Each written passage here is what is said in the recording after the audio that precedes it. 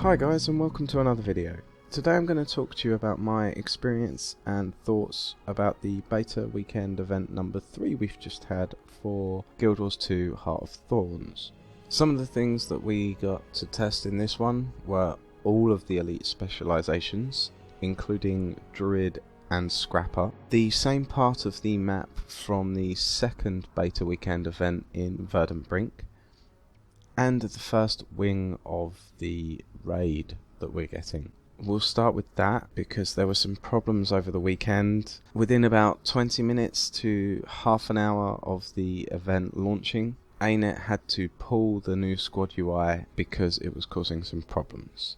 Some people were lucky enough to get into the raid before the squad UI was pulled, and those that were in it at that point in time got to stay in it for as long as possible without the game disconnecting or kicking them out.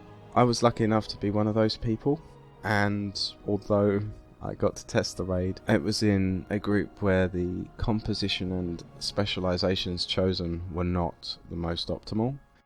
So what I can tell you about the raid from my own experience is there are 3 mini bosses: red, blue and green. They seem to focus on different styles of combat. Red is all about conditions, blue is all about boon stripping, and green is all about direct damage. To go into it in a bit more detail, the red boss does not take direct damage. He has these red seekers, which are little balls of red light with a red ring around them on the floor. If you are caught in that red ring, you will take damage. The seekers will travel towards the boss. The idea is to keep them away, either through knockbacks or other CC, or by killing them. Other than that, that boss is generally pretty easy. It's just making sure that you've got condition classes in your group composition. Otherwise, you're going to be sat there for a long time trying to take him down without proper condition damage.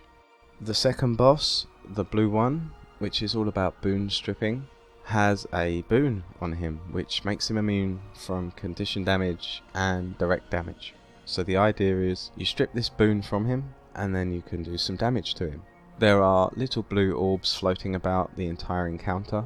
If these blue orbs hit the boss, they will reapply the boon, and you will need to remove it again to be able to do damage. These little blue orbs can be body blocked. They will cause a small amount of damage. I think I was taking about 2,000 damage when I was body blocking these. So just make sure that you don't get hit by 10 of them at once, because that's going to be 20,000 damage and you're going to die. The other nice mechanic that this mini boss has is he will summon down like an area of effect damage. Everyone keeps calling it lightning. So he does this by planting an orange circle on the floor which empties of colour. Once it's emptied completely, the area of effect damage will happen. If enough of the players are standing in the orange circle before it empties, the damage will be negated, and you can just carry on killing the boss and stripping his boon, and the encounter is quite easy. It's just all about positioning and making sure you're on top of getting players into that orange circle. The third boss, the green one, is pretty much a tank and spank. There isn't any complicated mechanic. The only thing he does is quite a big point blank area of effect damage. He will also teleport players away from the rest of the group. Other than that, this guy's very easy, or in fact the easiest of the 3 bosses. Once you've killed all 3 of these, the final boss, the Veiled Guardian, will spawn, and this boss has all 3 mechanics of the mini bosses as well as his own mechanic. And I think that's a really nice thing that ArenaNet did, saying to the players that here are these 3 mini bosses, fight these, learn the mechanic of each one, because this final boss is going to use all 3. That's a very good way of getting the player base to know how to deal with the upcoming encounter without them having to just bang their heads against a brick wall and feel like they're getting nowhere. I liked that. Incidentally, my group did bang its head against the brick wall. As soon as the Veiled Guardian spawned, we just wiped and wiped. We were down to about 6 people at this point because others had disconnected, and we decided to call it a day. There has been some further developments with the raid stuff. ArenaNet extended the beta weekend because they managed to fix the raids. So the beta weekend event ran until noon Monday. During this time the raids have been active and people have had a good go. There have been a couple of first kills on the Veil Guardian now. This doesn't worry me or make me think that the content's too easy. It just means that the content with the right group and well organised and communicative group is doable, which is how it should be. My first experience of the raid was a group of 10 complete strangers with no communication. We didn't chat on voice comm, we just ran in and had some fun, which is fine. People should be able to do that.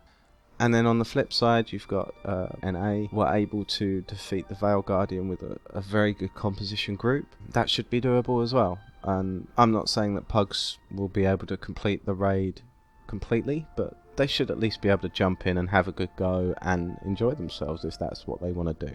So I think ArenaNet have done really well on this raid, at least from what I can see of it so far.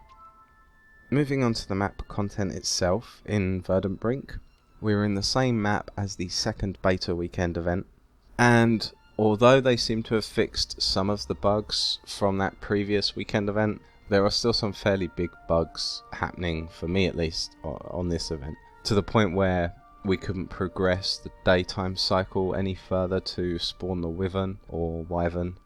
However, saying that, it's not so bad because at least on this content you can wait for the day-night cycle to reset. I'm kind of hopeful that most of these issues will eventually get ironed out, either before the Heart of Thorns release or shortly after, once they've got more people playing the content and they can actually figure out what these bugs are. I went up to the canopy area for the first time in this beta weekend event, and I have to say that that content is amazing. It's so beautiful, and the boss encounters up there, or the event encounters up there, are so good. Very difficult. Very frustrating at times, but they were really good content to play. I like that they seemed to tie masteries into some of those bosses as well.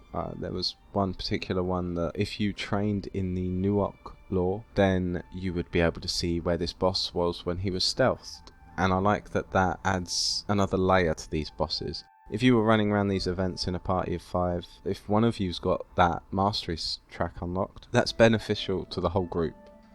I also quite enjoyed the fact that you could stand up on the canopy and jump off, hit your glider at the right moment and glide over to another island and make your way across like that. Or if you were feeling really suicidal, you could just jump and head straight to the middle biome, open your glider just before you hit the floor and see if you make it. Regarding the classes themselves, I played a bit of the Scrapper and I really enjoyed the hammer on that class. It didn't feel as slow as I thought it was going to, and it dealt quite a nice amount of damage. It was a fun playstyle. The gyros, whilst quite cool, and they look amazing, I don't think they're going to see much use initially. The main reason being that the heavy cleave that we have in the PvE content at the moment, I can just see gyros getting obliterated before they can even do what it is that they're meant to do. Maybe the stealth gyro will be useful for skipping mobs, which I know a lot of people do in dungeons. Overall, I can see place for this class. The Reaper I played a lot of. I cannot get enough of this class. It's so much fun to play. I was playing a Condi based Reaper this time round. It's what I used in the raid. That, coupled with stuff like the boon removal that Necromancer and Reaper has access to, is very beneficial for the raid encounter that I experienced. I'm still not a massive fan of the Reaper's shouts, except for the one that does boon removal, and maybe the Elite, because that can be quite useful for burning down a break bar. I also played the Dragon Hunter again, as I wanted to see what had changed from the very first beta weekend event, and overall the changes have been pretty good. The longbow is a very nice addition to the Guardian class in general, and I think is something that was much needed in terms of ranged DPS. However, there's still some drawbacks with it. It's probably still not as powerful as it could be. The virtues were much better this time around. The changes they've made there are really good. But then on the flip side, you've got the traps, and they just feel very lackluster and like I would not use them in current PvE content. I could see the use in World vs World, especially if you're running around with like a trapping ranger. If you've got 3 of those and 2 Dragon Hunters or something of that mix, I could see that causing some real problems in World vs World, at least for annoyance purposes. So that about sums up my thoughts on this beta weekend event.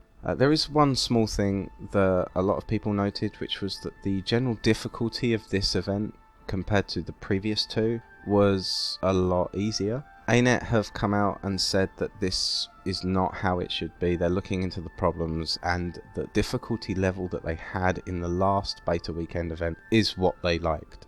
Anyway, I shall end the video on that. If you've got any questions or comments, please leave them below, and until next time, take care and happy gaming.